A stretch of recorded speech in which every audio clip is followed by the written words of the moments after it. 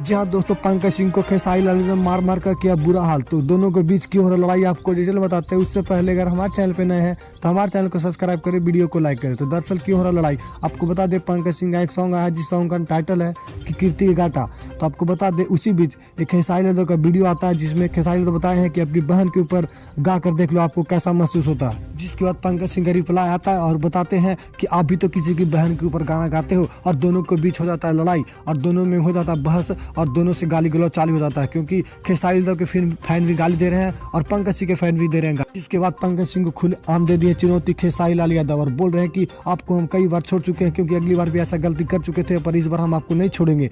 और जबकि पंकज सिंह को मानना है कि हम गाना भी डिलीट नहीं करेंगे, क्योंकि आप भी किसी की बहन के ऊपर पहले गा चुके हैं।